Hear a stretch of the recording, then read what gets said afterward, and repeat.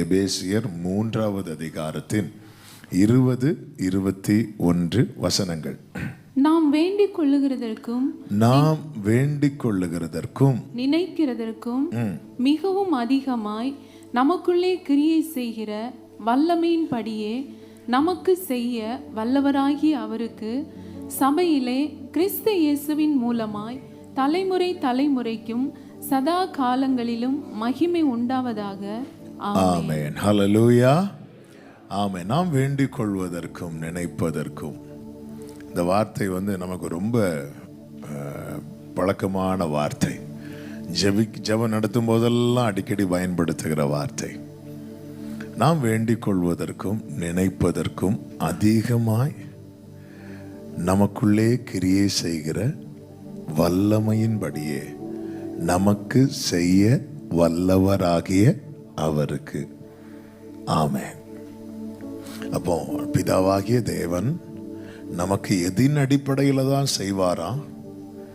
நமக்குள்ள அவருடைய வல்லமை எந்த அளவுக்கு கிரியை செய்கிறதோ அதன் அடிப்படையில் தான் அவர் நமக்கு செய்வார் என்று வேதம் அழகாய் காண்பிக்கிறது. எனக்குள்ளே கிரியை செய்கிற வல்லமையின்படி, அந்த வல்லமை தான் அவர் தந்த அபிஷேகம், அல்லது நம்மில் தங்கியிருக்கும்படி நமக்காக இறங்கி வந்த பரிசுத்த ஆவியானவர். அவர் நமக்குள்ளிருந்து கிரியை செய்கிறார். எனவே தான் வேதம் சொல்லுகிறது, அவரை கிரியை செய்ய விடாம பண்ணிராத. அதாவது அவரை என்ன பண்ணிராதுன்னா துக்கப்படுத்திராத. ஆமென். எந்த இடத்துல நமக்கு முழு சுதந்திரம் இருக்கிறதோ அங்கே நாம் அதிகமாய் செயல்படுவோம். பிதாவாகிய தேவன் நினைத்தால் நமக்காக என்ன வேணாலும் செய்ய முடியும். ஆனால் அவர் நமக்கு எதின் அடிப்படையில் தான் செய்வாரா? அவர் நமக்கு தந்த வல்லமை இருக்கிறதல்லவா, அது நமக்குள்ள எந்த அளவுக்கு கிரியை செய்கிறதோ அதன் அடிப்படையில் தான் அவர் நமக்கு செய்வாராம். இந்த மாலை வேளையில் இதை தான் நாம் கேட்க போகிறோம். அப்போ நல்ல கவனமாக கேளுங்க. ஆண்டவராகிய இயேசு கிறிஸ்து இந்த பூமியிலே இறங்கி வர தீர்மானித்த போது அவர் மாம்சமாகி இந்த பூமியிலே வந்தார். நம்மை போல் அவருக்கும் கண்ணு மூக்கு வாய் எல்லாம் இருந்துச்சு. நம்ம எப்படி குழந்தையா பிறந்தோமோ அதே மாதிரி தான் அவரும் பிறந்து அவரை துணியிலே சுற்றி வச்சிருக்கிறாங்க. சாஸ்திரிகள் பார்க்குறாங்க, மேய்ப்பர்கள் பார்க்குறாங்க. அவர் வளர்றாரு. 30 வயசு வரை பெற்றோருக்கு கீழ்ப்படிந்திருந்தார் என்று வேதம் சொல்லுகிறது. அவரை பார்த்ததும் இது இயேசுன்னு சொன்னாங்க. இன்னும் அவரோடு பழக பழக இயேசுவை கிறிஸ்து என்று அறிந்து கொண்டார்கள். அவர் மாம்சமாகி வந்தார். ஆனால் ஆவியானவர் மாம்சமாகி வராமல், ஆமென், என்னையும் உங்களையும் தெரிந்தெடுத்து நமக்குள்ளிருந்து தம்மை வெளிப்படுத்த சித்தமாயிருக்கிறார். அதனால தான் நாம் நம்முடையவர்கள் அல்ல, நாம் அவருடையவர்கள். ஒரு தேவ பிள்ளை இதை ஒரு நாளும் மறந்துவிடவே கூடாது. நாம் தேவனுடைய ஆலயம். ஹல்லேலூயா. ஆவியானவர் வாசம் பண்ணுகிற ஆலயம். ஃபாதர் அழகா பாடி இருக்கிறாங்கல்ல, எங்களுக்குள்ளே வாசம் செய்யும் ஆவியானவரே, இந்நாளிலும் சித்தம் போல் நடத்தி செல்லுமையா. அப்போ எனக்குள்ளே இருக்கிறவர், எனக்குள்ளே நீர் செயலாற்றி மகிழ்கின்றீர். எனக்குள்ளிருந்து அவர் செயலாற்ற விரும்புகிறார். அவர் செயல்பட விரும்புகிறார். என் கண்களின் வழியாய் பார்க்க விரும்புகிறார். என் உதடுகளின் வழியாய் பேச விரும்புகிறார். என் கைகளின் வழியாய் செயல்பட விரும்புகிறார்.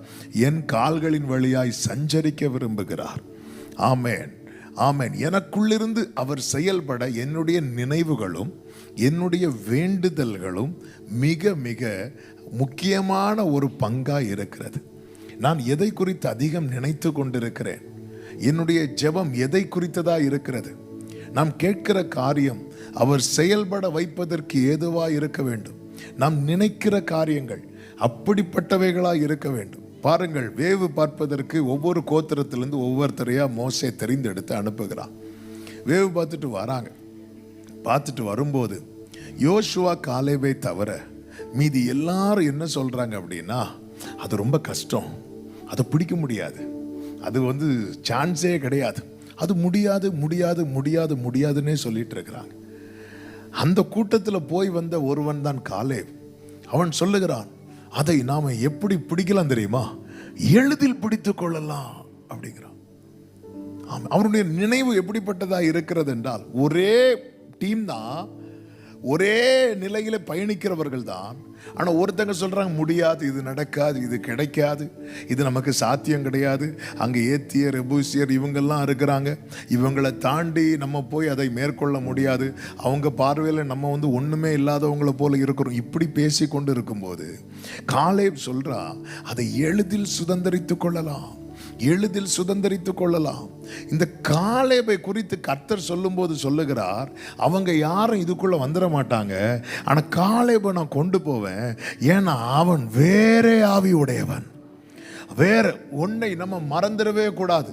நான் முடியாது, இது நடக்காது என்று சொல்லும் போது யாரை துக்கப்படுத்துகிறேன் தெரியுமா? சகலத்தையும் செய்ய வல்லவர் எனக்குள் இருக்கிறார். அவரை குறித்து வேதம் சொல்லுகிறது, ஆதியிலே தேவன் வானத்தை பூமியும் உண்டாக்கினார். பூமியானது எப்படி இருந்துச்சாம்? ஒழுங்கின்மையும் வெறுமையுமா இருந்துச்சாம். ஆழத்தில் என்ன இருந்துச்சு? இருள் இருந்துச்சு. ஆவியானவர் அப்படி அசைவாட ஆரம்பிச்சார் பாருங்க. ஹல்லேலூயா. ஆவியானவர் எங்க அசைவாடுகிறாரோ அங்க ஏதோ ஒன்று நிச்சயம் நடக்கும். ஆவியானவர் யார் மேல் அசைவாடுகிறாரோ அவங்க வாழ்க்கையில ஏதோ ஒன்று நிச்சயம் நடக்கும். ஆவியானவர் எந்த குடும்பத்தில் அசைவாடுகிறாரோ அவங்க வாழ்க்கையில ஏதோ ஒன்று நடக்கும். நம்புறவங்க மட்டும் கரங்களை உயர்த்தி ஹல்லேலூயா சொல்லுங்க பார்க்கலாம். அவரை வச்சிட்டு இது நடக்காது, இது சாத்தியம் இல்லை, இது வாய்ப்பே கிடையாது, இப்படி நம்ம நெகட்டிவா பேசுறோம் தெரியுமா? இது அவரை துக்கப்படுத்துகிற காரியம். இது ஆண்டவரை பரீட்சை பார்க்கிற காரியம். இதை தேவனால ஏற்றுக்கொள்ளவே முடியவில்லை. இது தேவனை நம்ம என்ன நினைக்கிறோம், நம்முடைய நாளைய குறித்த நம்முடைய நினைவு என்ன, நம்முடைய நினைவுகள் எப்படி இருக்கிறதோ அதுதான் நம்முடைய வேண்டுதலாய் வருகிறது. நாம் தீமையை நினைத்து கொண்டிருப்போம் என்றால், பாவத்தை நினைத்து கொண்டிருப்போம் என்றால் அவரால் செயல்பட முடியுமா? முடியாது. அப்போ எனக்குள்ள யார் இருக்கிறாரோ அவருக்கு ஏற்றார் போல என்னுடைய நினைவுகள் இருக்கணும். அதனாலதான் கொலோசியருக்கு எழுதும் போது ஆவியானவர் பவுலை கொண்டு எழுதுகிறார். 3வது அதிகாரம் 1, 2, 3 வசனங்களில், நீங்கள் கிறிஸ்துவுடனே கூட எழுந்ததுண்டானால் பூமிக்குரியவைகளை அல்ல, மேலானதை நாடுங்கள். இங்க மேலானதை நாடுங்கள். ஆண்டவருக்கு மாத்திரம் மகிமை உண்டாவதாக. நம்முடைய நினைவுகள் ரொம்ப முக்கியம். நாம் நினைக்கிற காரியம், நம்முடைய நினைவுகளை தூரத்திலிருந்து அறிகிறவர். என்னுடைய நினைவுகள் எனக்குள் இருக்கிற ஆவியானவரை செயல்பட வைப்பதற்கு ஏதுவாய் இருக்க வேண்டும். ஆமென். செயல்பட விடாதபடிக்கு அவரை முடக்குவதற்கு ஏதுவாய் இருக்கவே கூடாது. ஆமென். நம்முடைய வேண்டுதல் அப்படிப்பட்டதாய் தான் இருக்க வேண்டும். நாம் கேட்கிற காரியம் அவருக்கு உகந்ததாய் இருக்க வேண்டும். நமக்குள்ளிருந்து அவர் செயல்பட விரும்புகிறார். ஒவ்வொரு தேவ பிள்ளையும் புரிந்து கொள்ள வேண்டும். மீட்கப்பட்ட, அவரால் முத்திரை போடப்பட்ட ஒவ்வொரு தேவ பிள்ளையும் அறிந்து கொள்ள வேண்டிய சத்தியம், நான் என்னுடையவன் அல்ல, எனக்குள்ளே பரிசுத்த ஆவியானவர் இருக்கிறார், அவருடைய வல்லமை இருக்கிறது. நம்புறவங்க கரங்களை உயர்த்தி ஹல்லேலூயா சொல்லுங்க பார்க்கலாம். நம் பல நேரத்தில் அவரை செயல்படவே விட மாட்டேங்கிறோம். அவரை செயல்படவே விடல. ஆமென். கானாவூர் கல்யாண வீட்டில் இயேசு செயல்படணும்னா இயேசுவுக்கு ஃபுல் ஸ்பேஸ் கொடுக்கணும். இயேசு, மரியாள் ஒதுங்கிட்டாங்க. ஆமென். அவர் என்ன சொல்றாரோ அதன்படி செய்யுங்கள். இயேசுவும் அழைக்கப்பட்டிருந்தார்னு சொல்லப்பட்டிருக்கிறது. அதாவது மற்ற கெஸ்டில் எப்படி கூப்பிட்டாங்களோ அது போல தான் இயேசுவை இன்வைட் பண்ணாங்க. அதனால தான் இயேசு அங்கே குறை வந்த போதும் அவர் அமைதியாக இருக்கிறார். என்னுடைய வாழ்க்கையில் பாருங்க, இப்போ திடீர்னு ஒரு கேள்வி கேட்குறேன்.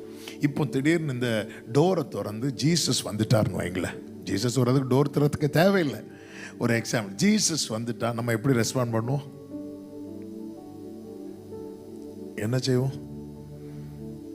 நெஞ்சு பிடிக்கிறீங்க. ஒருவேளை வந்துடும் இப்படி பார்க்குறாங்க, ஒருவேளை வந்துடுவாரோ, நான் வேற ரெடி இல்லை. ஆமே, நம்ம கொண்டாடுவோமா மாட்டோமா? அவரை எவ்வளோ கனப்படுத்துவோம்ல. அவரை போல தானங்க ஆவியானவர், அவரை போல தானே, அவர் தானே நமக்குள்ள இருக்கிறார். நம்ம எந்த அளவுக்கு அவரை கனப்படுத்துகிறோம், எந்த அளவுக்கு அவரை நமக்குள்ளிருந்து செயல்பட விடுகிறோம். முதல் நாள் செய்தியில் நீங்க கேட்டிருப்பீங்க, நாசரேத் ஊர்ல இயேசுவை செயல்பட விடல, அங்க அவர் ஒரு அற்புதம் செய்யல. ஆனா கப்பர்நகூம்ல அவருக்கு ஃபுல் ஃப்ரீடம் கொடுக்கறாங்க. அங்க அதிசயம் அற்புதம் நடந்து கொண்டே இருக்கிறது. நமக்குள்ளே இருக்கிறார், நமக்குள்ளிருந்து செயல்பட விரும்புகிறார். அவர் செயல்படுவதற்கு ஏதுவாய் நம்முடைய நினைவுகள், நம்முடைய வேண்டுதல்கள் அப்படிதான் இருக்கணும். எனவே தான் ஒரு தேவ பிள்ளையோடு ஜெபிக்கிறதுல பெஸ்ட் பிரேயர் என்ன தெரியுமா? ஆண்டவர் தந்த வசனங்களை வைத்து நம்ம ஜெபம் பண்ண நமக்குள்ள இருந்த ஆவியானவர் பலமாய் கிரியை செய்ய ஆரம்பிப்பார். ஆமென் சொல்லுங்க பார்க்கலாம். ஹல்லேலூயா. ஏதோ அபிஷேகம் பெற்றது ஏதோ ஒரு 4 வார்த்தை அந்நிய பாஷை பேசிட்டு போறதற்காக மட்டும் நினைக்க கூடாது. ஆமென். அவர் தான் நமக்குள்ளிருந்து செயலாற்றுகிறவர். அவர் தான் நம்மை நடத்தி செல்லுகிறவர். இந்த சரீரம் மண்ணிலிருந்து எடுக்கப்பட்டது மண்ணுக்கு திரும்பும். பரிசுத்த ஆவி விண்ணிலிருந்து கொடுக்கப்பட்டவர். விண்ணிலிருந்து கொடுக்கப்பட்டது விண்ணுக்கு திரும்பும். மண்ணிலிருந்து எடுக்கப்பட்டது மண்ணுக்கு திரும்பும் போது விண்ணிலிருந்து கொடுக்கப்பட்டது விண்ணுக்கு திரும்பும். நம்முடைய ஓட்டம் முடிகிற டைம் இருக்குல்ல, நாம் அவருடைய ஆளுகையில் இருப்போம் என்றால் இந்த சரீரம் மண்ணுக்கு திரும்பும் போது ஆவியானவர் இந்த ஆத்துமாவை விண்ணுக்கு எடுத்து செல்வார். ஹல்லேலூயா. அவரை குறித்து தான் ஆண்டவராகிய இயேசு கிறிஸ்து சொல்லுவார், சத்திய ஆவியாகிய அவர் உங்களை சகல சத்தியத்துக்குள்ளும் உங்களை நடத்துவார். அவர் உங்களை நடத்துவார். அவருக்கு தேற்றரவாளன் என்று பெயர். அவர் சத்திய ஆவியானவர். அவர் நம்மை கொண்டு செல்லுகிறவர். நமக்குள்ளிருந்து செயல்பட விரும்புகிறார். ஆமென். அவர் என்னென்ன செய்யணும்னு நினைக்கிறாரோ அதை நமக்குள்ளிருந்து செயல்படுத்த சித்தம் வைத்திருக்கிறார்.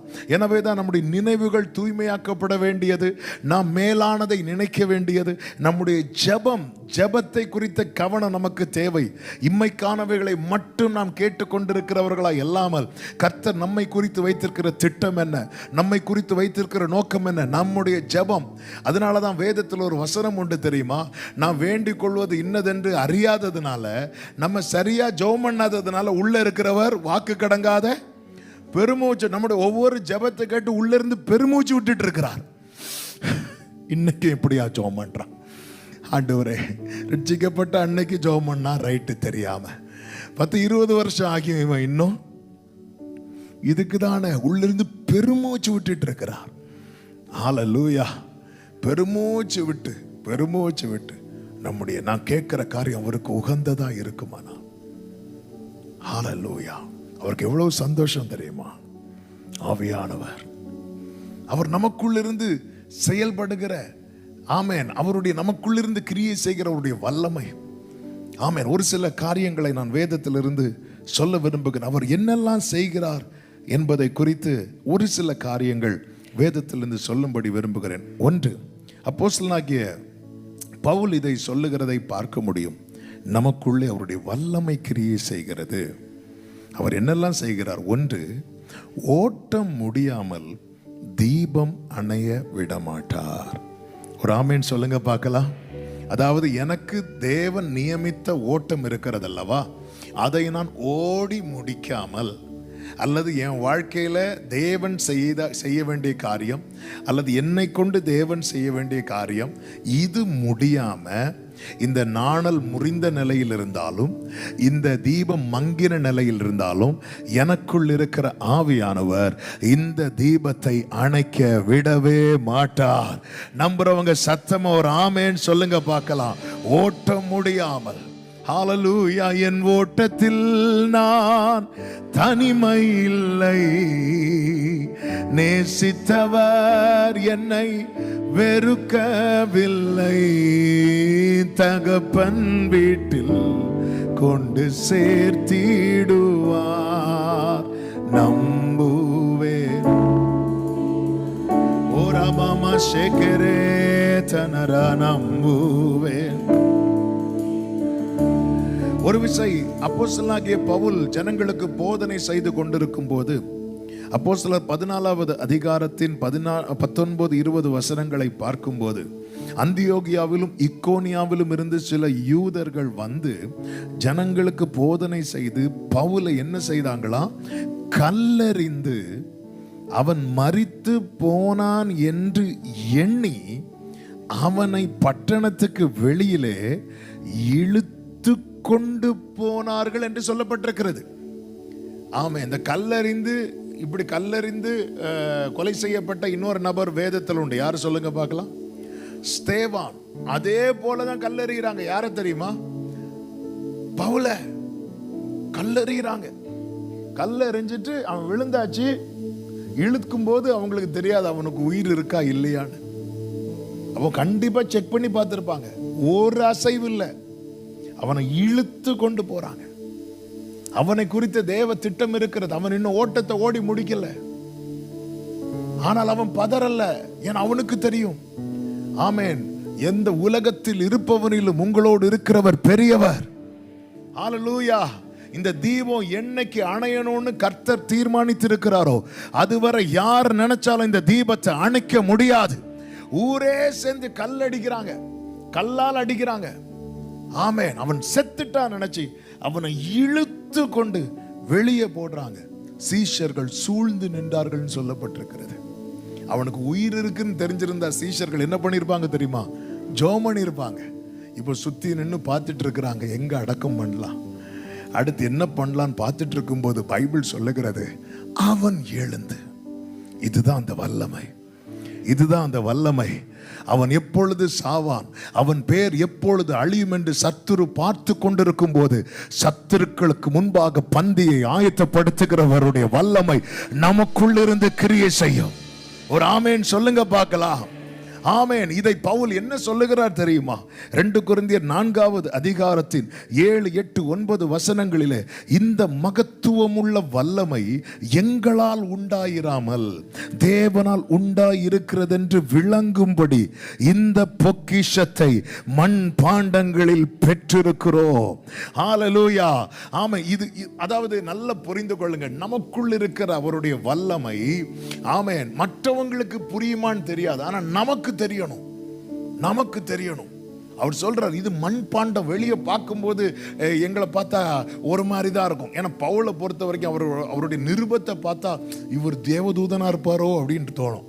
ஆனா நேர பார்த்தா ஐயே இவரா? ஏன்னா அவர் இந்த அந்த தமஸ்குக்கு போற வழியில அந்த லைட் அடிச்சதுனால என்னவோ தெரில, அவருக்கு அதுக்கப்புறம் ஒழுங்கான பார்வை கிடையாது. அவர் அதான் ஒரு நிருபத்தில் சொல்லுவார்ல, நான் கேட்டால் நீங்கள் கண்ணே பிடுங்கி கொடுத்துருப்பீங்க. அப்போ ஒழுங்கான பார்வை கிடையாது, ஒழுங்கான பேச்சும் ஒழுங்காக பேசிடவும் மாட்டார். அவர் நிருபத்தில் தான் வல்லவர். அதனால தான் பவுல் எப்போவுமே மினிஸ்ட்ரிக்கு கூட ஒருத்தரை கூட்டிகிட்டு போயிட்டே இருப்பார். அதே போல் சரீரம் முழுவதும் பலவீனம். அவருடைய பலவீனத்தை ஒரு அதிகாரம் ஃபுல்லாக சொல்லியிருப்பார். ஆமாம், சொல்லிட்டு சொல்ல நான் புத்தீனமாக பேசிட்டேன் அப்படிப்பார். ஏன்னா நீங்கள் தான் பேச வச்சுட்டீங்க அப்படிப்பார். இப்படிப்பட்ட ஒருத்தர். ஆமென். இவர் வாழ்க்கையில சொல்றாரு, இன்னைக்கு இவ்வளோ பிரச்சனையில நான் நிக்க ரீசன் என்ன தெரியுமா? ஒரு பொக்கிஷம் எனக்குள்ள இருக்கிறது. அதுதான் அவருடைய வல்லமை, அவருடைய வல்லமை. இதனுடைய ரிசல்ட் என்ன? ஆமை, நாங்கள் எப்பக்கத்திலும் நெருக்கப்பட்டும் ஒடுங்கி போகிறதில்லை, கலக்கம் அடைந்தும் மனமுறிவு அடைகிறதில்லை, துன்பப்படுத்தப்பட்டும் கைவிடப்படுகிறதில்லை, கீழே தள்ளப்பட்டும் மடிந்து போகிறதில்லை.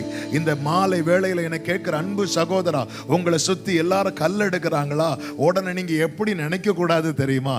இதோட என் கதை முடிஞ்சது நினைக்க கூடாது. எப்படி நினைக்கணும் தெரியுமா? ஓட்டம் முடியாமல் இந்த தீபத்தை அணைய விட மாட்டார். ஓட்டம் முடியாமல் இந்த தீபத்தை அணைய விட மாட்டார். நம்புறவங்க வலது கரத்தை உயர்த்தி இந்த வார்த்தையை சொல்லுங்க பார்க்கலாம். கர்த்தர் நியமித்த ஓட்டம் முடியாமல் இந்த தீபத்தை கர்த்தர் அணைய விட மாட்டார். நல்ல கரங்களை தட்டி ஹல்லேலூயா,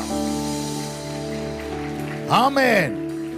கர்த்தர் சொன்ன காரியம் பாருங்க. 2017வது வருஷம் சென்னையில் ஒரு மீட்டிங் முடிச்சுட்டு அங்கேருந்து சாட்டர்டே நைட்டு பஸ் ஏறி நாகர்கோவில் எங்கள் ஊர் ஒரு ஸ்லீப்பர் பஸ் ஏறி அதில் கீழே லோயர் பெர்த்தில் நான் படுத்திருக்கிறேன்.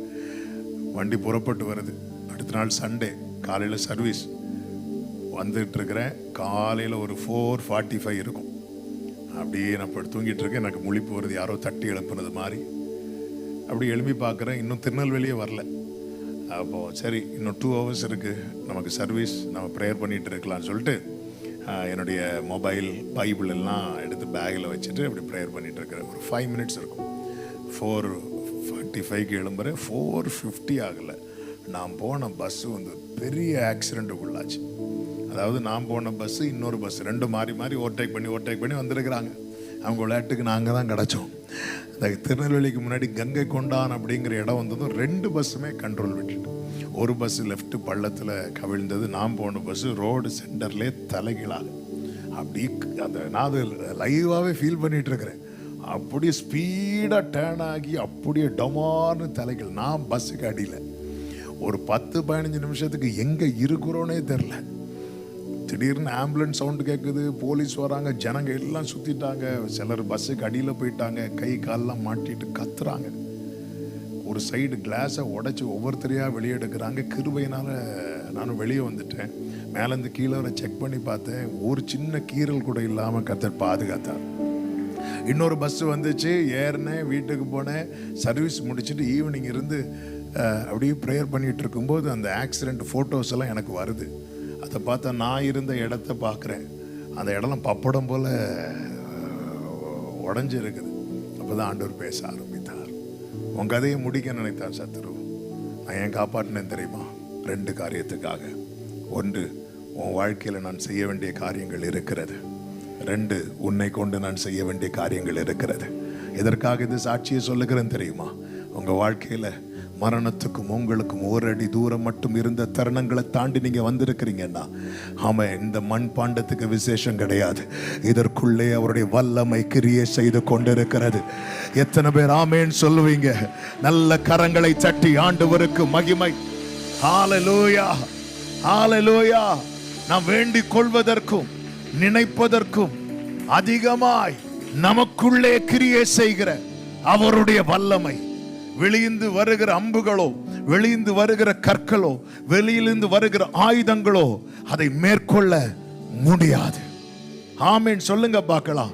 உன்னை தொடுகிறவன் எங்க தொடுறான் தெரியுமா? என் கண்மணியை தொடுகிறான் என்று கர்த்தர் சொல்லுகிறார். ஹalleluya. தேவ பிள்ளைகள் புரிந்து கொள்ள வேண்டும். நான் இன்று ஜீவனோடு இருக்க காரணம் என்ன? எத்தனை முறை நெருக்கப்பட்டோம்.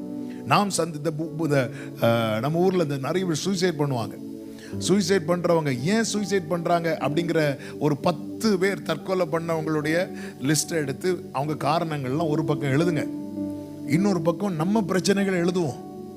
நியாயப்படி பார்த்தா நம்ம சில வருஷத்துக்கு முன்னாடி திடீர்னு நீட்டை கொண்டு வந்தப்போ ஒரு பொண்ணு வந்து நான் நினைச்சேன், அதாவது அந்த பொண்ணு தான் ஃபர்ஸ்ட் ரேங்க். அப்போல்லாம் 1200 மார்க்ஸ். அதில் வந்து மொத்தமே 14 மார்க் தான் குறைவு.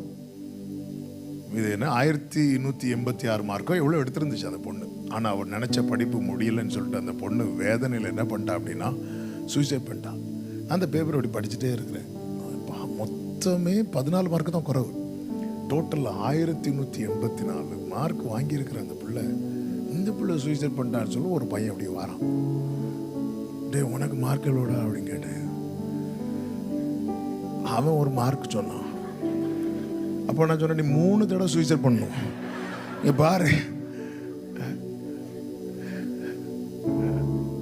நான் எதுக்கு இதை சொன்னேன்னா, நம்ம ஃபேஸ் பண்ற நிறைய காரியத்தை நிறைய பேர் ஃபேஸ் பண்ண முடியாம அவங்க வாழ்க்கையை முடிக்கிறாங்க. நம்ம அவங்களோட பெரிய பலவான்களா, தைரியசாலிகளா? பின்னாடி இந்த ஒரு ஆள் தும்முனா இங்கிருந்து மாஸ்க் போட ஆட்கள் நம்ம. கரெக்டா இல்லையா? இவ்வளவுதான். ஆனா எப்படிங்க நிக்கிறோம்? கடன் பிரச்சனை தாங்க முடியாம சூசைட் பண்றாங்க. கடன் இல்லாம நமக்கு கடன் இல்லையா? லோன் கட்ட முடியாம இப்படி ஒவ்வொரு பிரச்சனை, நம்ம சந்திக்காத பிரச்சனை. எப்படி?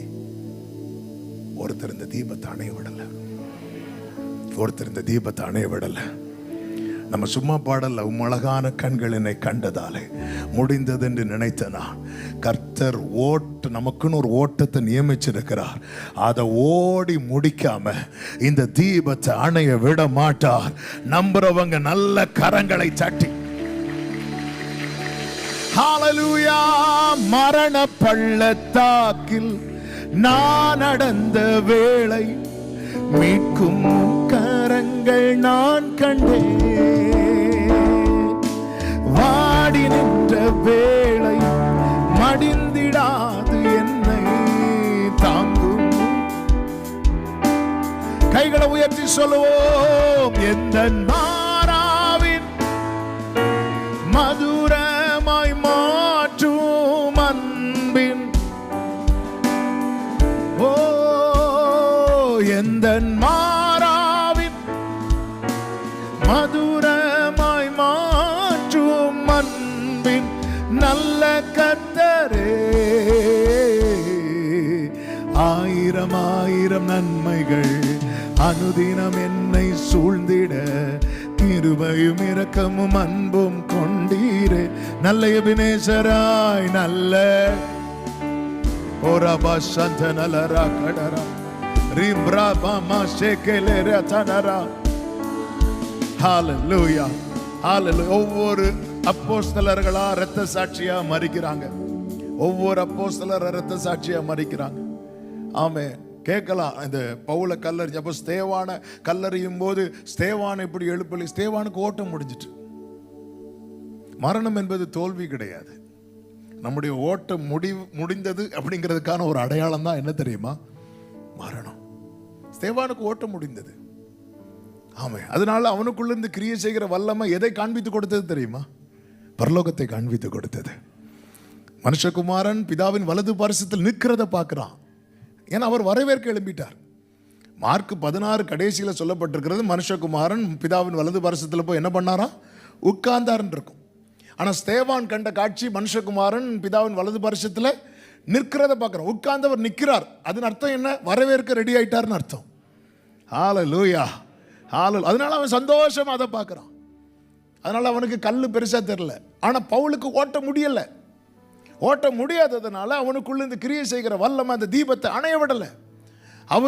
அவரை குறித்து வேதம் சொல்லுகிறது, அவர் நியாயத்துக்கும் ஜெயம் கிடைக்க பண்ணும் வரைக்கும் நெறிந்த நாணலை முறியாமலும் மங்கி எறிகிற திரி அணையாமலும் இருக்கிற. இன்னைக்கு உங்களை சூழ்ந்திருக்கிற சூழ்நிலை அல்ல, ஆமாம், உங்கள் வாழ்க்கையை தீர்மானிக்கிறது. உங்களை உருவாக்கின கர்த்தர் ஏற்கனவே எழுதி வைத்திருக்கிறார். எத்தனை பேர் நம்புறீங்க? ஹalleluya ஹalleluya. ஒவ்வொரு அப்போஸ்தலர்களா இரத்த சாட்சியா மரிக்கிறாங்க. ஆமென். அந்த கூட்டத்தில் இப்போ யோவானை கொண்டு வராங்க. சரித்திரம் சொல்லுகிறது, யோவானுக்கு விஷம்லாம் கொடுத்து பார்த்தாங்களாம். அது அவருக்கு ஒன்றுமே பண்ணல. கொதிக்கிற எண்ணெயிலெல்லாம் தூக்கி போட்டாங்களாம். இவனை என்னடா கொல்லவே முடியல. அப்போ ரோமை ஆண்ட டொமிஷியன் சொல்கிறான், அவனுக்கு கொடுத்த யோவானுக்கு கொடுத்த மரண தண்டனை தான் பத்மதீவில் தூக்கி போட்டாச்சு. முடிஞ்சு, கதை முடிஞ்சு. ஆமே. விஷம் கொடுத்து விஷம் உள்ளே ஏறி இருந்தால் கொஞ்ச நேரத்தில் செத்துருப்பான். இது பத்மதீவு, ஒவ்வொரு நாளாக இருந்து சாகணும். ஒரு சிங்கிள் டீ கடை கூட கிடையாதாங்க. இதுக்கு முன்பாக இதே போல் நாடு கடத்தப்பட்டு மரித்தவர்களுடைய எலும்பு கூட வேணா இருக்கும். சுற்றி தண்ணி. என்ன பண்ண முடியும்? அப்படியே உட்கார்ந்து இருக்கும்போது திடீரென்று ஒரு சத்தம் கேட்கிறது, நான் அல்பாவும் ஒமேகாவுமாக இருக்கிறேன். திரும்பி பார்த்தா ஆண்டவர் நிற்கிறார். செத்தவனை போல விழும்போது தட்டி எழுப்பி சொல்ற, பயப்படாத, என் கையை பாரு அப்படின்றார். என் கையை பாரு. கையில் 2 கீ வச்சிருக்கிறார். என்ன கீ தெரியுமா? மரணத்தின் திறவுகோல், பாதாளத்தின் திறவுகோல். அதன் அர்த்தம் என்ன? அவனுக்கு அங்கே என்ன மெசேஜ் கொடுக்கிறார்? இங்கே பாரு, நீ எங்கே சாகணும், எப்போ சாகணும் தீர்மானிக்கிறது டொமிஷியன் கிடையாது. அந்த கீ வேற யார் கையிலும் கிடையாது. அந்த கீ மரணத்தை ஜெயித்த என் கையில தான் இருக்கிறது. கரங்களை தட்டி ஆண்டவருக்கு மகிமை. ஹalleluya. நீ எவ்வளவு நாள் உயிரோடு இருக்கணும், எங்க சாகணும், எப்படி சாகணும் தீர்மானிக்கிறது வேற யாரும் கிடையாது. ஆமே. உலகம் 1000 ரிப்போர்ட் எழுதட்டும் உங்களுக்கு விரோதமாய், சத்துரு என்ன திட்டம் போடட்டும் உங்களுக்கு விரோதமாய், ஓட்டம் முடியாமல் தீபம் அணையாது. நல்ல கைகளை தட்டி தேங்க்யூ ஹோலி ஸ்பிரிட். ஓட்ட முடியாமல் ஊடா ரபா சந்தரா. அபிஷேகம் பெற்ற தேவ பிள்ளைங்க கொஞ்சம் அந்நிய பாஷைகளை ஊரா மாம்ரா தானாரா. அவ்வளவுதான், என் கதை முடிஞ்சது நினைக்காத. ஆமா, ஓட்ட முடியாமல் தீபம் அணையாது. ஓட்ட முடியாமல் தீபம் அணையாது. மோசே பிறக்கிறதுக்கு முன்னாடியே பார்வோன் சட்டம் போடுகிறான், பிறக்கிற குழந்தைய நதியில போட்டுறணும் அப்படின்னு.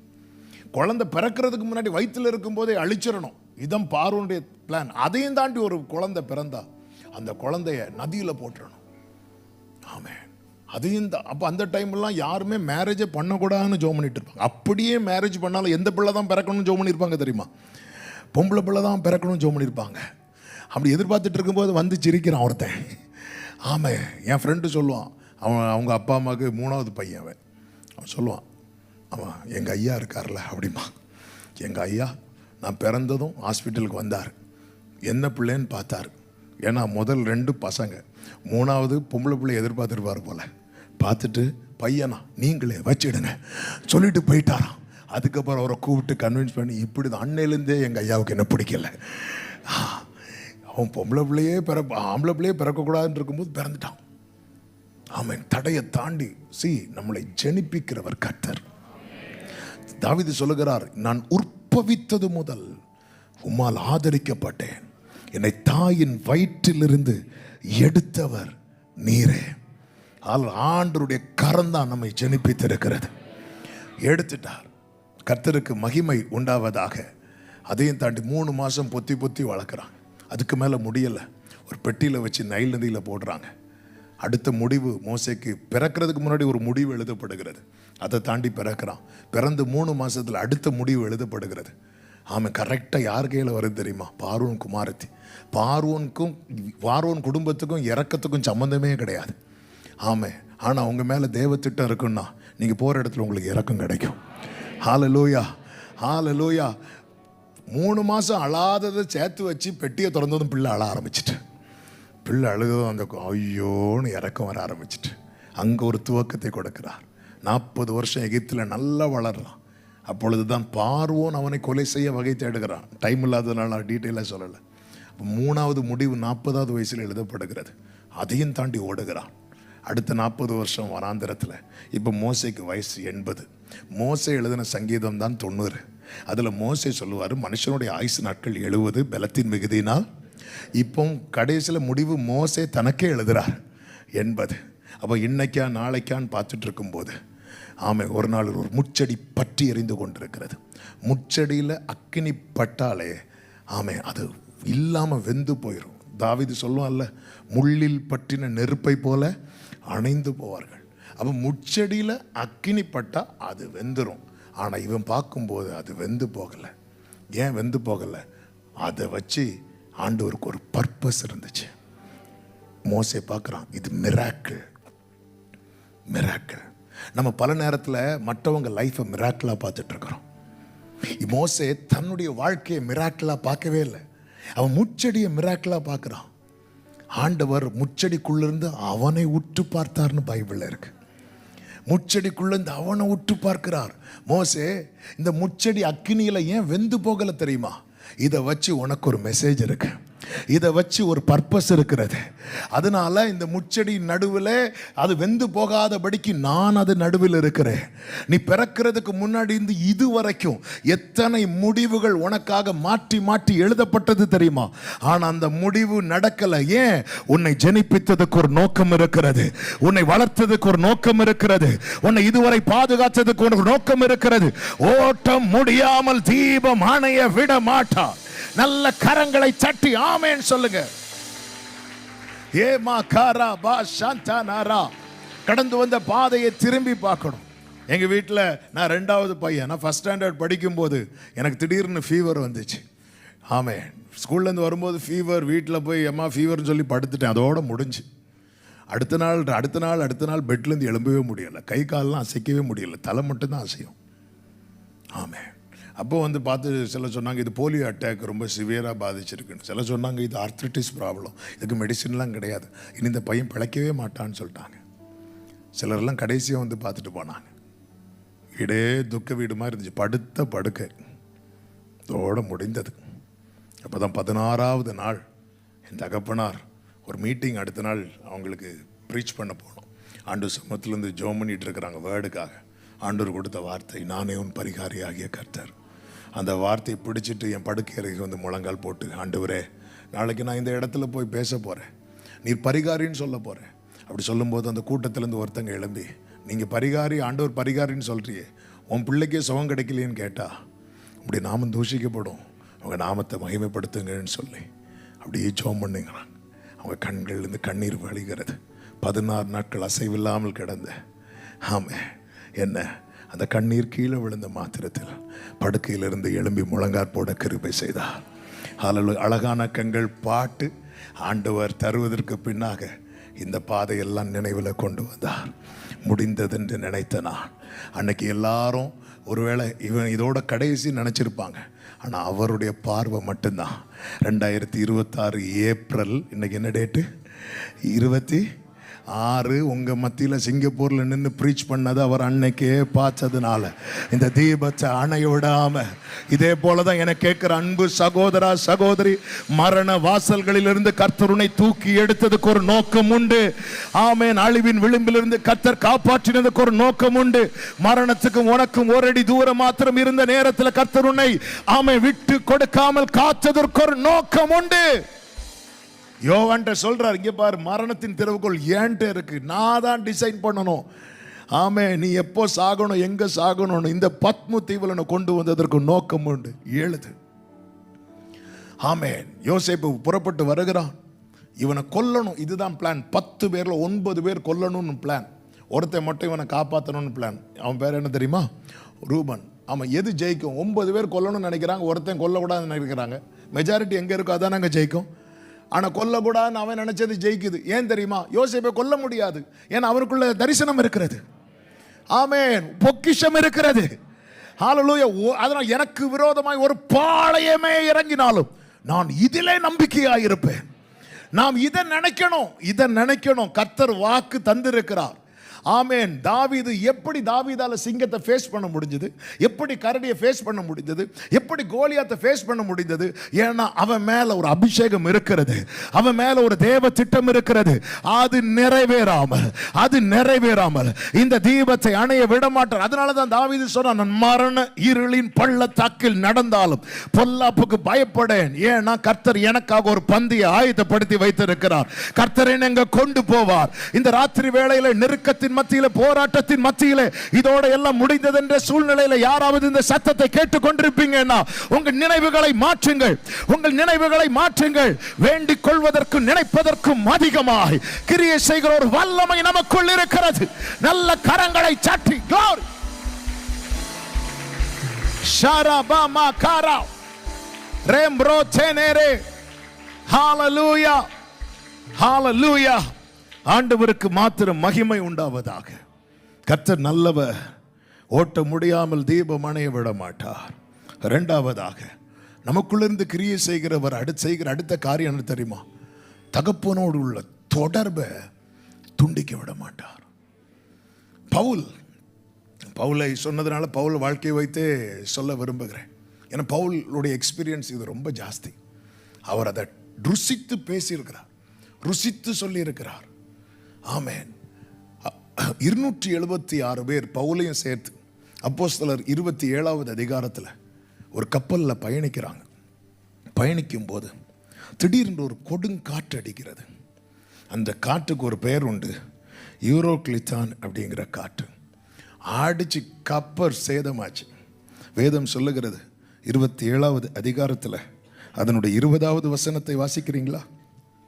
அநேக நாளாய் சூரியனாவது நட்சத்திரங்களாவது காணப்படாமல் மிகுந்த பெருங்காற்று மழையும் அடித்து கொண்டிருந்தபடினால் இனி தப்பி பிழைப்போம் என்னும் நம்பிக்கை முழுமையும் நிறைய நாளா காற்று அடிச்சுட்டே இருக்கு. சூரியனையும் பார்க்கல, சந்திரனையும் பார்க்கல, எந்த சிக்னலும் கிடைக்காது.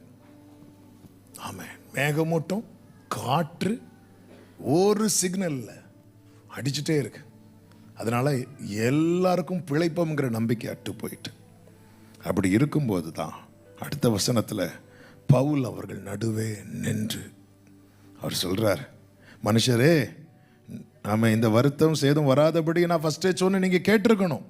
22 ஆகிலும் திடமனதா இருங்கள், இப்பொழுது உங்களுக்கு தைரியம் சொல்லுகிறேன், கப்பர் சேதமே இல்லாமல் உங்களுக்கு ஒருவனுக்கும் பிராண சேதம் வராது. ஏனென்றால் என்னை ஆட்கொண்டவரும் நான் சேவிக்கிறவருமான தேவனுடைய தூதனானவன் இந்த ராத்திரினா முடிஞ்ச ராத்திரி, ஆமென், இந்த ராத்திரியில என்னிடத்தில் வந்து நின்று. அதன் அர்த்தம் என்ன? சிக்னல் கட் ஆகலைன்னு அர்த்தம். ஆமென். நம்முடைய வாழ்க்கையில புயல் வீசும்போது உலக உறவுகள் சிக்னல்லாம் நிறைய கட் ஆகும்.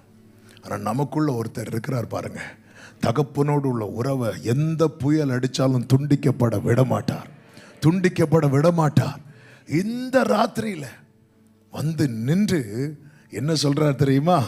பயப்படாத, நீ ராயனுக்கு முன்பாக நிற்க வேண்டும், கர்த்தர் உனக்கு தயவு பண்ணுகிறார். இந்த ராத்திரியில் இந்த புயல் நடுவில் கேப்டன் உங்களால் ரீச் பண்ண முடியுதா? இல்லை, சிக்னல் கிடைக்கல. எனக்கு சிக்னல் கிடைச்சது. ஆமென். ஆண்டவர் திரும்ப திரும்ப அவராகவே நமக்கு தருகிற தைரியம் என்ன தெரியுமா? ஆபத்தில் என்னை நோக்கி கூப்பிடு அப்படிங்கிறார். ஆமா, என்னை நோக்கி கூப்பிடு. வேற யாருமே இப்படி சொல்ல மாட்டாங்க. உங்களுக்கு ஒண்ணுன்னா எனக்கு கால் பண்ணுங்கன்னு சொல்லுவாங்க. கால் பண்ணி பாருங்க. நீங்கள் அழைத்த சந்தாதாரர் தொடர்பில்லைக்கு வெளியே இருக்கிறார். இனி உங்களுக்கு பிரச்சனை முடிகிறது வரை உள்ள வரவே மாட்டார். உங்க பிரச்சனை முடிஞ்சுன்னு தெரிஞ்சோன்னு அவங்களே கூப்பிடுவாங்க. கூப்பிட்டீங்களா? ஆனா ஆண்டவரை பாருங்க. ஆண்டவரோட எவ்வளவு நல்லவர். சங்கீதம் 91 எல்லாருக்கும் தெரியும்னு நினைக்கிறேன். தெரியாதவங்களுக்கும் 2020 தெரிஞ்சிருக்கும். ஆமே. இந்த கொரோனான்னு ஒன்று வந்து நீங்கள் உங்கள் பைபிள் எல்லா பைபிள் பார்த்தாலே தெரியும். மீதி எல்லா பேஜும் ஒயிட்டாக இருக்கும். சங்கீதம் 91 மட்டும் பலவர்ண அங்கி போட்ட மாதிரி இருக்கும். ஏன்னா மசாலா தடவும் போதும் 91 வாதை உன் கூடாரத்தை அணுகாது, பொல்லாப்பு உனக்கு நேரிட, கை கழுவும் போது இப்படி தான். ஆமே. ஹல்லேலூயா. அந்த சங்கீதம் 91 ஒரு வார்த்தை இருக்கும். உன் வழிகளில் எல்லாம் உன்னை காக்கும்படி உனக்காக தம்முடைய தூதர்களுக்கு கட்டளையிடுவார். அவங்க என்ன பண்ணுவாங்கன்னா, உன் பாதம் கல்லில் இடராதபடி தங்கள் கைகளில் ஏந்தி கொண்டு போவார்கள். அப்படி கீழே படிச்சிங்கன்னா, ஆபத்தில் நானே அவனோட இருந்தேன். வழியிலெல்லாம் காக்க தூதரை கட்டளையிடுவேன். ஆனால் என் பிள்ளைக்கு ஒரு பிரச்சனைன்னு வந்துட்டா அந்த நான் தூதர்களெல்லாம் அனுப்ப மாட்டேன். நானே அவனோட இருந்தேன். நல்ல தகப்பன் நமக்கு இருக்கிறார். ஆமேன் சொல்லுங்க பார்க்கலாம். நானே அவனோடு இருந்து. எத்தனை சோதனைகள், வேதனையின் பாதைகள் இறங்கி வந்து, எஃபெக்ட் கொஞ்சம் கம்மி பண்ணிக்கும். என்னை மறைத்து நான் உண்டு என்றீரே, உன் தகப்பன் நான் என்றீரே. கைகளை உயர்த்தி சொல்லுவோம். 1000 நாவிருந்தாலும் நன்றி சொல்லி, ஆமென், வாழ்நாள் எல்லாம் உம்மை பாட நான் உள்ளளவும் ஹல்லேலூயா. நல்லா புரிஞ்சுக்கோங்க. ஆண்டவராக இயேசு கிறிஸ்து இந்த பூமியில வந்து உறவை ஏற்படுத்தினார். ஆமென். உறவை ஏற்படுத்திட்டு சொல்றார், நீ ஜெபம் பண்ணும்போது எப்படி சொல்லணும் தெரியுமா? பரலோகத்தில் இருக்கிற அப்பா என்று கூப்பிடுகிற அந்த உறவை ஏற்படுத்திட்டு அவர் போனார். ஆவியானவர் வந்து அப்பான்னு கூப்பிட வச்சார். ஹல்லேலூயா. நீங்க பரலோக தகப்பன் அப்பான்னு கூப்பிடுறீங்க அப்படின்னாலே அது நீங்க கூப்பிடல, அவர் உள்ள இருந்து கூப்பிட வைக்கிறார். ஆமே. அவர் எனக்குள்ள இருந்து செயல்படுவதின் அடையாளத்தில் ஒன்று என்ன தெரியுமா? நான் அவரை எப்படி கூப்பிடுவேன் தெரியுமா? அப்பா. தாவீத நான் அவனை கண்டுபிடித்தேன், என் கை அவனோடு உறுதியா இருக்கும், என் புயம் அவனை பலப்படுத்தும். ஏன் தெரியுமா? அவன் என்னை நோக்கி என் பிதா என்பான் அப்படிம்பார். ஆராதனையின் அழகு அவர் ரசிக்கிறதுல ஒன்று என்ன தெரியுமா? அவரை அப்பா என்று அழைப்பது. அதனாலதான் அப்பா பிதாவே என்று அழைக்கிற புத்திர ஸ்வீகாரத்தை ஆவியானவர் நமக்குள்ளிருந்து அவர் சொல்லுவார். அவர் நம்முடைய ஆவியுடனே கூட சாட்சி கொடுப்பார் என்று பைபிள்ல இருக்கிறது. அவர் சொல்வார், நீ ஏன் சும்மா இருக்கிற, யார்கிட்டயும் பேசுற மாதிரி பேசிட்டு இருக்கிற, அப்பான்னு கூப்பிடு. அப்பான்னு நான் ஜெபத்துல அப்பா அப்படி கூப்பிடுறேன்னா, எனக்கு ஒரு தேவை, எனக்கு ஒரு நெருக்கம் வரும்போது அப்பா அப்படி நான் கூப்பிடுறேன் அப்படின்னாலே அது நான் அல்ல, அவருடைய வல்லமை எனக்குள்ள இருந்து கிரியை செய்கிறது. ஆமேன், ஆமேன், ஆமேன். தலையில கை வச்சு சொல்லுங்க, நான் அனாதை அல்ல. சொல்லுங்க, நான் அனாதை அல்ல, எனக்கு ஒரு தகப்பன் இருக்கிறார். ஹல்லேலூயா. நான் அனாதை அல்ல, எனக்கு ஒரு தகப்பன் இருக்கிறார். ஆமேன். ஹல்லேலூயா. என் நிலைமை நன்றாய் அறிந்தவர், பாவி என்னை அழைத்தவர், மீறின பின்பும் வெறுக்காதவர், உம்மை போல் என்னை நேசிக்க ஒருவரும் இல்லை, நேசித்தவரில் இதுபோல் அன்பை இன்னும் காணவில்லை. நமக்கு ஒரு தகப்பன் இருக்கிறார். இந்த ஆவியானவர் என்ன பண்ணுவார்? தொடர்பு துண்டிக்கப்பட விட மாட்டார். அதனால எந்த புயல் அடித்தாலும் எதிர்பார்த்து காத்திருங்கள். எதிர்பார்த்து காத்திருங்கள். ஹல்லேலூயா. யாரும் இல்லை, நான் எனக்கு யாரும் இல்லை, ஒரு தேவனை ஆராதிக்கிற தேவ பிள்ளை வாயில் இந்த வார்த்தை வரவே கூடாது. ஆமென். பவுல் தீமோத்தேயுக்கு கடைசியா எழுதும்போது சொல்றார், நான் உத்தரவு சொல்ல நிற்கும் போது என் கூட ஒருத்தர் இல்லை, அந்த குற்றம் அவர்கள் மேல் வராதிருப்பதாக. அதை நான் குற்றப்படுத்துறதுக்காக சொல்லலை, என் சாட்சியை சொல்றேன்னு சொல்லிட்டு சொல்றாரு, கர்த்தரோ எனக்கு துணை நின்று, கர்த்தரோ எனக்கு துணை நின்று, கர்த்தரோ எனக்கு துணை நின்று என்னால என்ன நிறைவேறணுமோ அது நிறைவேறும்படி செய்தார். ஹல்லேலூயா. மூன்றாவதாக, அவர் சித்தத்துக்கு மாறானதை அவர் தடுப்பார். நமக்குள்ளிருந்து கிரியை செய்கிற அவருடைய வல்லமை என்ன செய்யும் தெரியுமா? அவருடைய சித்தத்துக்கு மாறா போறனாலே பிளாக் பண்ணிடுவார். ஆமென். திறந்த வாசலுக்காக எவ்வளவு தேங்க் பண்றோமோ அதே போல அடைப்பட்ட வாசலுக்காக தேங்க் பண்றோம்னா அவரை கனப்படுத்துறோம்னு அர்த்தம். ஒரு ஆமென் சொல்லுங்க பார்க்கலாம். திறந்த வாசலுக்காக ஸ்தோத்திரம், அடைப்பட்ட வாசலுக்காக ஸ்தோத்திரம். ஹல்லேலூயா. அப்போஸ்தலர் 16வது அதிகாரம். ஆமென். வாசிக்க நேரம் இல்லை.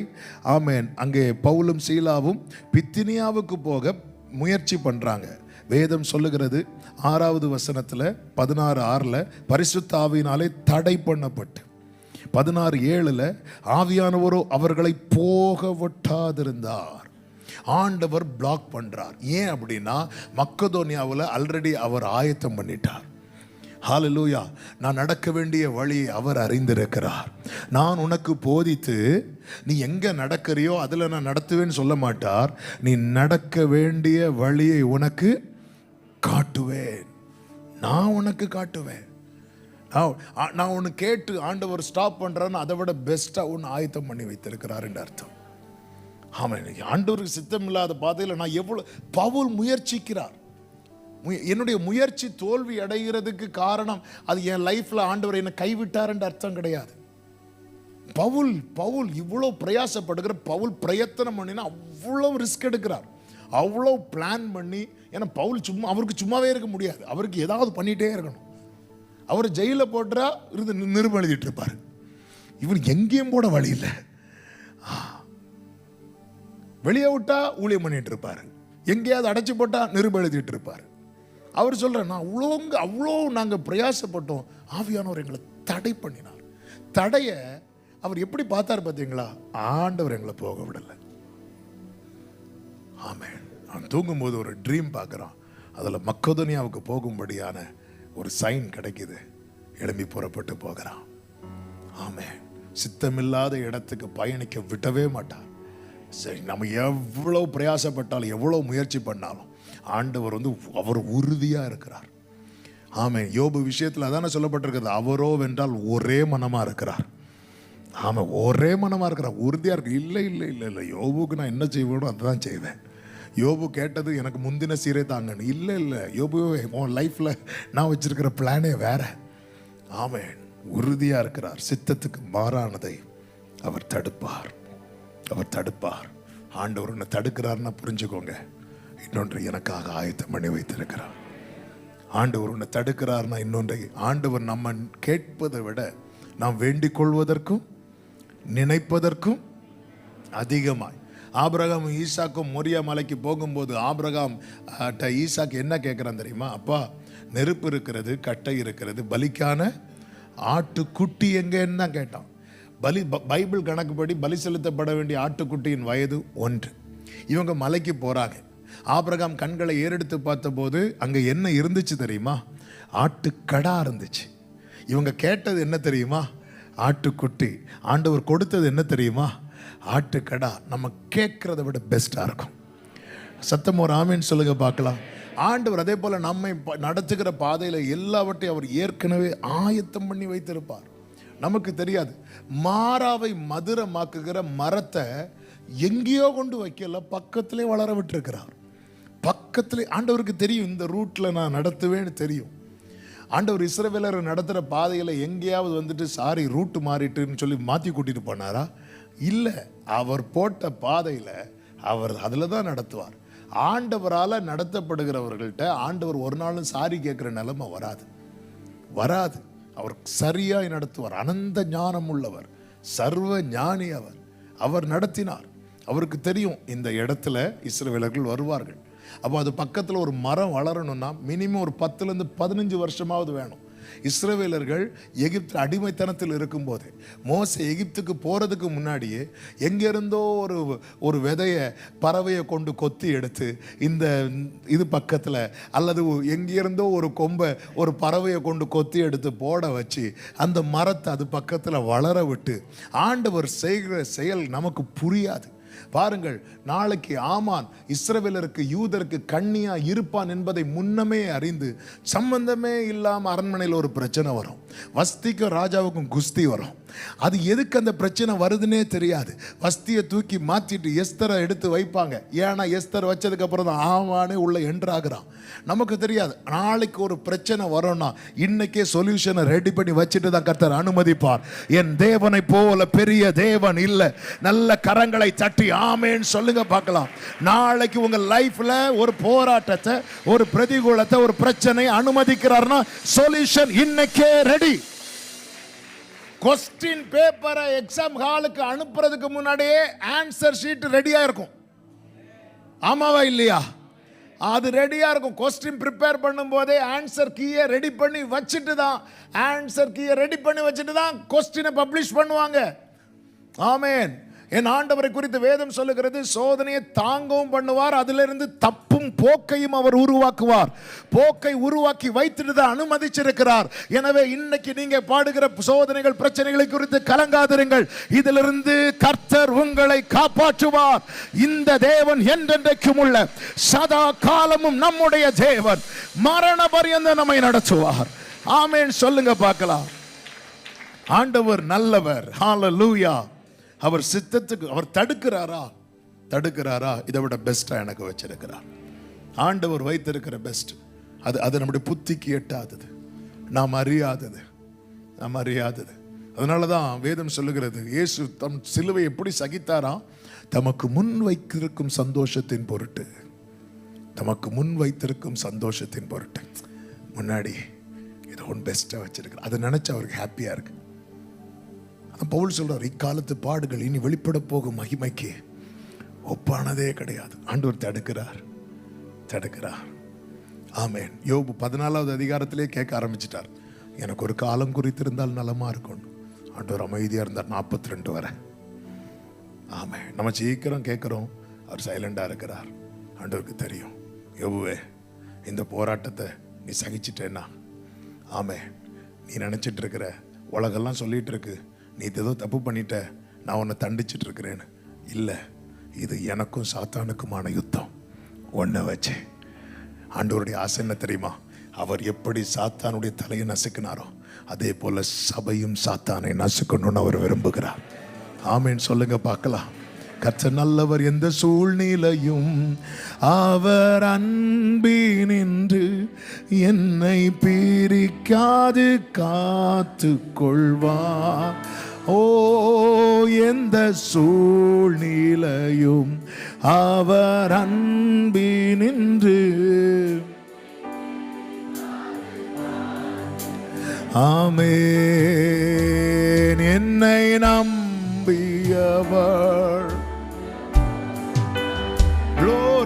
அவர் வரும் வரை.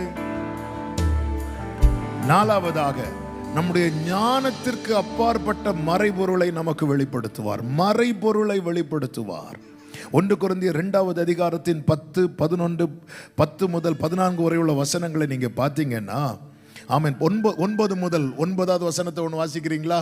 எழுதியிருக்கிறபடி தேவன் தம்மில் அன்பு கூறுகிறவர்களுக்கு ஆயத்தம் பண்ணினவைகளை கண் காணவில்லை, காது கேட்கவில்லை, அவைகள் மனுஷருடைய இருதயத்தில் நமக்கோ அப்படின்னு இருக்கும். தேவன் அவைகளை தமது ஆவியினால. அப்போ நம்முடைய நினைவு எப்படி தெரியுமா இருக்கணும்? ஆண்டவர் என்ன வச்சிருப்பார்? ஆண்டவர் நீங்கள் ஒன்று வச்சிருக்கு, நான் இது ட்ரை பண்ணப்போ எனக்கு இது கிடைக்கல, நீங்கள் ஒன்று வச்சிருக்கிறீங்களா ஆண்டவரே, அதை எனக்கு காட்டுங்க ஆண்டவரே. இதை குறித்து நம்முடைய நினைவுகளும் வேண்டுதலும் இருக்கும்போது நமக்குள்ள இருந்து ஆவியானவர் செயல்பட்டு அதை நமக்கு வெளிப்படுத்துவார். மறைவானவைகள் கர்த்தருக்குரியவைகள் நமக்கோ. அப்போ வெளிப்படுத்துகிறார்ல தேவன், அவைகளை தமது ஆவியினாலே வெளிப்படுத்துகிறார். ஆண்டவரே, நான் என்னோட ஃபியூச்சர் தெரியாமல் இருக்கிறேன், ஏதோ ஒன்று வச்சிருக்கிறீங்க ஆண்டவர். எனக்கு ஃபியூச்சரே இல்லைன்னு சொல்லிட்டு இருந்தால் அவரும் சைலண்டாக இருப்பார். அவர் வச்சிருக்கிறார் ஃபியூச்சரை. ஆண்டவர் என்ன வச்சிருக்கிறீங்க ஆண்டவர்? இப்போ இதுக்கெல்லாம் என்ன தேவைன்னா அந்த உறவு தான் தேவை. அந்த உறவு தேவை. நம்ம இப்படி நமக்கு என்ன, நமக்கு ஒருத்தங்க வரணும், தலையில் கை வைக்கணும், கண்ணை மூடி சொல்லணும், இன்னொரு 21 நாளில் 21 நாள் முடியும், இப்படி ஏதாவது சொல்லணும்.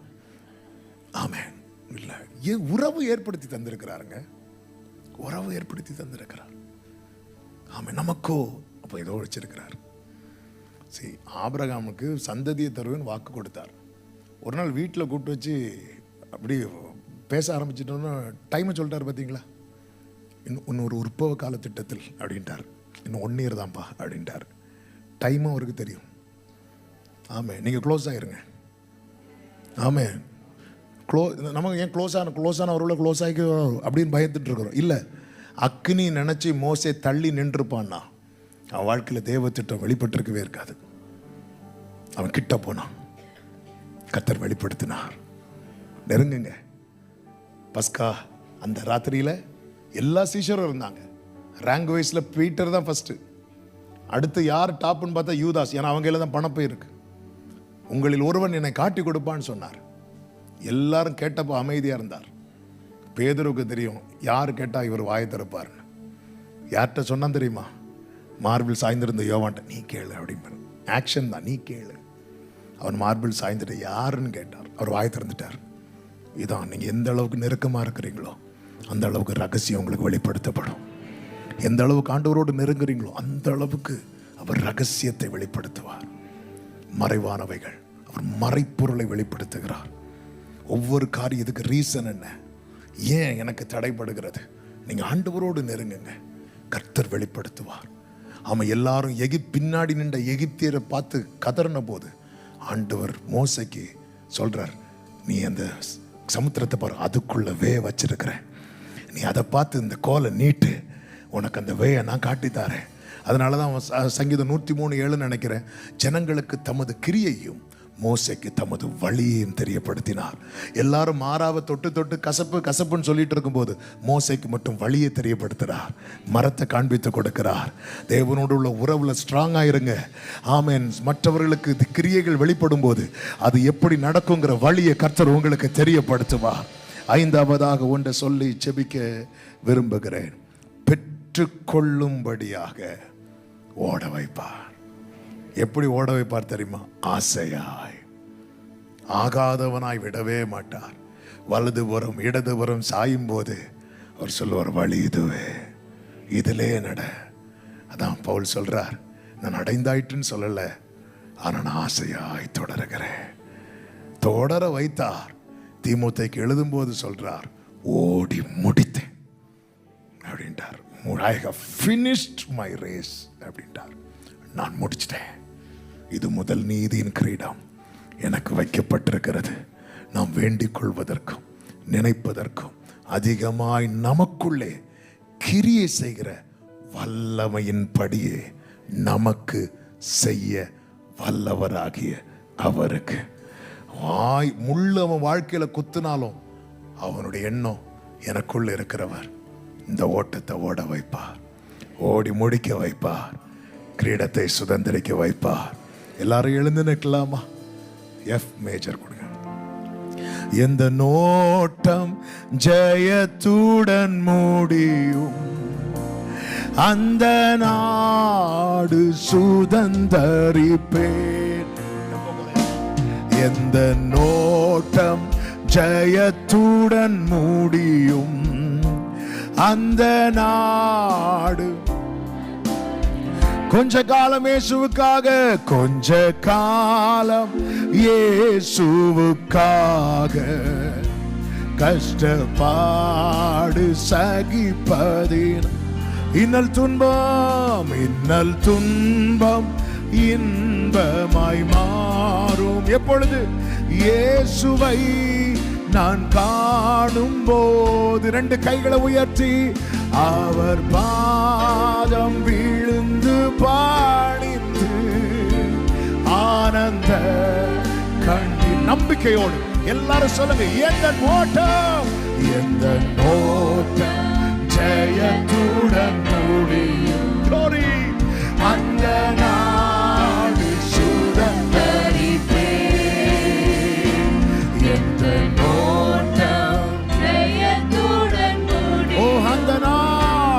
அந்த அர்ப்பணிப்போடு 2 கைகளை உயர்த்தி பலியாக காணிக்கையாக படைத்தேனே உமக்காக பலியாக படைத்தேனே உமக்காக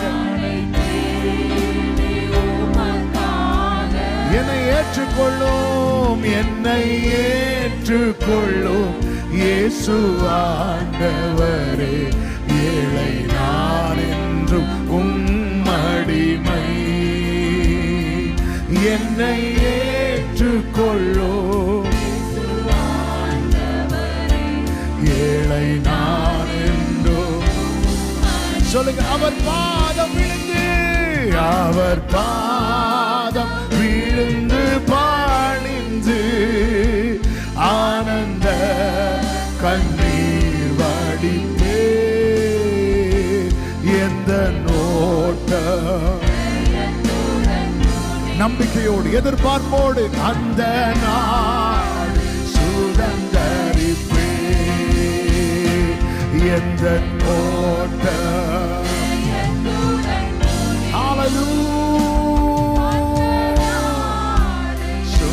இப்ப சொல்லுவோமா என் ஓட்டத்தில் நான் தனிமை இல்லை என் ஓட்டத்தில் நான் தனிமை இல்லை நேசித்தவர் என்னை வெறுக்கவில்லை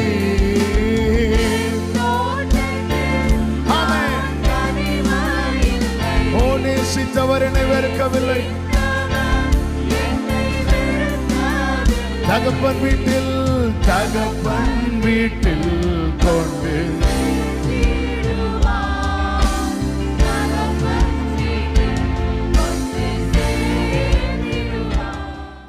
Praise the Lord. இந்த 4 நாட்கள் கூட்டங்களும் தேவ கிருபையினால மிக ஆசீர்வாதமாய் நடந்தது. பாஸ்டர் ஜான்சன் நீங்கள் எங்களுடைய இன்விடேஷனை கேட்டு வந்ததற்காக ரொம்ப சந்தோஷம். we were blessed. பென் ரொம்ப சந்தோஷம். கர்த்தர் இந்த நாட்கள் உண்மையாகவே மிகுந்த ஆசீர்வாதமாக இருந்தது. நீங்கள் எவ்வளோ சந்தோஷமாக இருக்கிறீங்கன்னு சொல்லி கரங்களை தட்டி அவங்கள ஹானர் பண்ணிடுங்க. Praise the Lord. Praise the Lord.